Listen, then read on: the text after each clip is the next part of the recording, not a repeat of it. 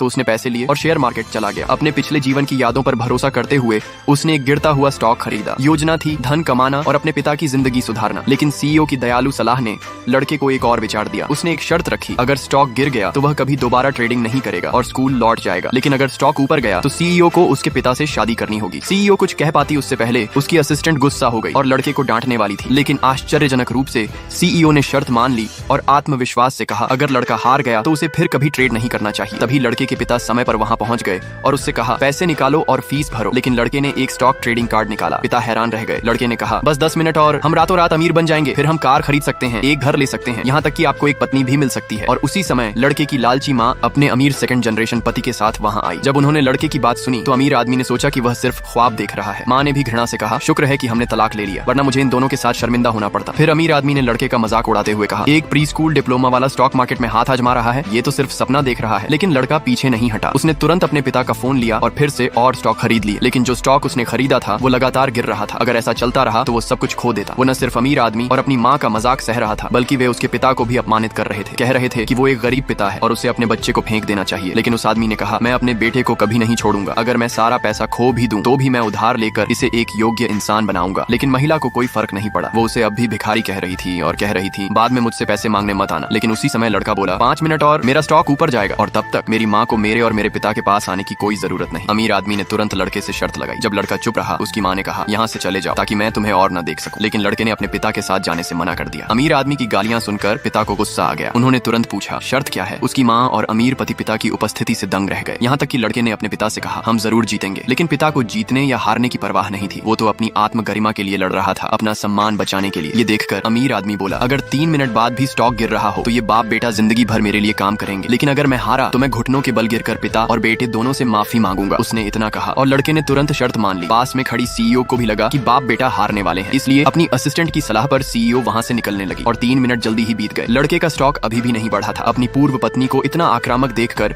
उस आदमी को कोई रास्ता नहीं सूझा। उसने उससे विनती की कृपया लड़के को मत सताओ, मैं सारी जिम्मेदारी लूंगा। लेकिन अमीर आदमी उन्हें छोड़ने के मूड में नहीं था। उसने मांग की कि पिता घुटनों के बल गिरकर माफी मांगे और उसके मनोरंजन के लिए कुत्ते की तरह भौंके, फिर वो लड़के को माफ कर देगा। शर्त को निभाने और अपने बेटे के लिए वो आदमी झुकने ही वाला था। तभी एक आवाज अचानक लाउड स्पीकर से गूंजी और जो उन्होंने सुना उसे सुनकर हर कोई हैरान रह गया। कभी कभी हिम्मत आखिरी सेकंड में रंग लाती है। अगर आपको ये कहानी छू गई तो कमेंट में जरूर लिखें। इज्जत सबसे बड़ी जीत है और ऐसी ही कहानियों के लिए सब्सक्राइब करना मत भूलना।